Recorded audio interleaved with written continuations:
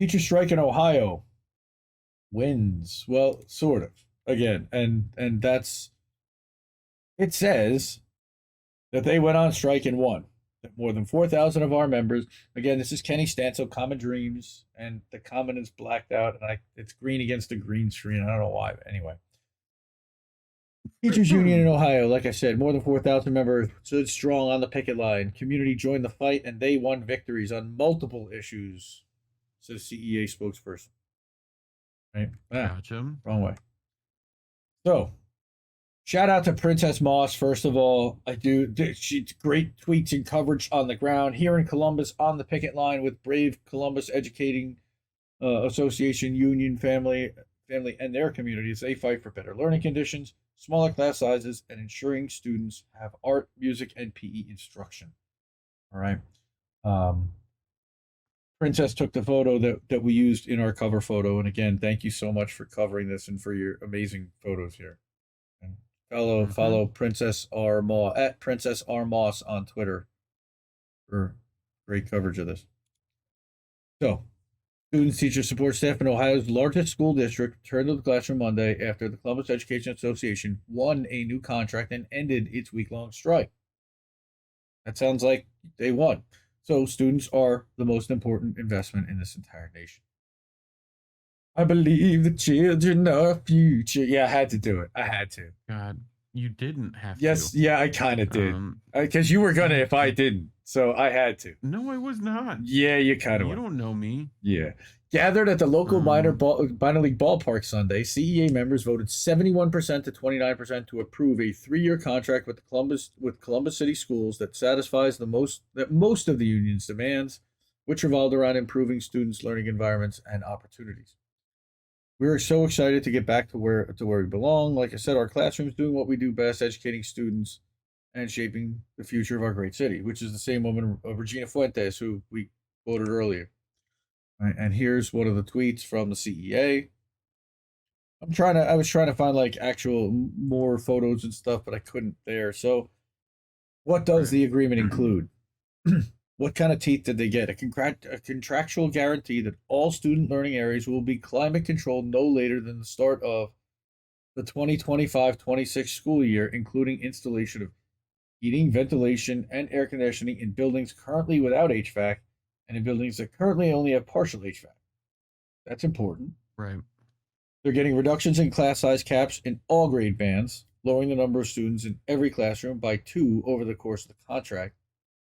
And again, that's a 3-year contract. And the first ever limitations of the numbers of buildings assigned to each elementary art, music, and physical education teachers, with scheduling intended for 1 specialist per subject area per building. Yes. I mean, we had an art teacher for my elementary school. Yeah. I went to a K through 8 art. Again, I'm a little older. I'm yes. Art, music, like. Right. There was an art teacher and there was a music teacher. We didn't even have wood shop, but there was a school art teacher and there was a school music teacher. And between the art teacher and the music teacher, they also put on the school play. So there was a drama teacher. All right. Yep. So, quote, it's important to remember that just 10 short days ago, our last bargaining session before the strike, CEA was told no on guaranteed air conditioning and heat in every building, no on class size reductions in middle and high schools, and no on improved access to art, music, and PE at the elementary level. Pretty decent. Again, this is why, because more than 4,000 of our members stood strong. And we won victories on all 3 of these issues. In addition to much needed improvements in learning and working conditions, roughly 4,500 member union, representing teachers, librarians, nurses, counselors, and other education professionals, was able to secure better pay and benefits. Well, thank goodness. How much? Probably not much. Here's how much. 4% raise in each year of the 3-year agreement, which actually is better than I was getting at my job.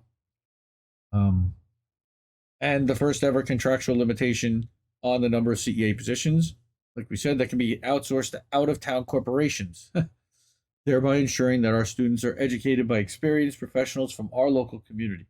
Yeah, why are they doing that? Why? Because it's cheaper. But there are plenty of people that get staffed locally. And then a paid parental leave program for teachers. Also really important, especially when you have a profession that's dominated by women. They didn't even have paid parental leave. Holy shit. Crazy. Like just maternity leave, not even like I'm like what? The new pact is a result of CEA's first strike since 1975. Like I said, 94% of members voted to authorize the work stoppage last Sunday after a months-long negotiations with Columbus City Schools, which the union, accused of walking away from the bargaining table, collapsed just ahead of the start of the fall semester. District's 47,000 plus students spent the first 3 days of the academic school year online. School board held a special meeting to ratify the contract at 8 a.m. Central on Monday, about 30 minutes after students at some schools began in-person instruction. How? Fuck. On Sunday, Fuente stressed that teachers and sports staff nationwide are tired of settling for the status quo. Not just teachers and support staff. Guess what? Parents, too. We support you. He expressed hope the CEA's victory will motivate other workers and communities to take action to defend public education from the long-standing and intensifying attacks that have led to increasingly understaffed and ill-equipped classrooms. Also, the low pay and the critical rate, it's making people, why the hell do you want to be a teacher when you make less and have to deal with all this nonsense and you're not getting able to educate the kids in the way that you think you can educate the kids? Okay, like she says, they need to put more of an investment in our students because they are the most important investment in this entire nation. It starts here, but we want to keep it going.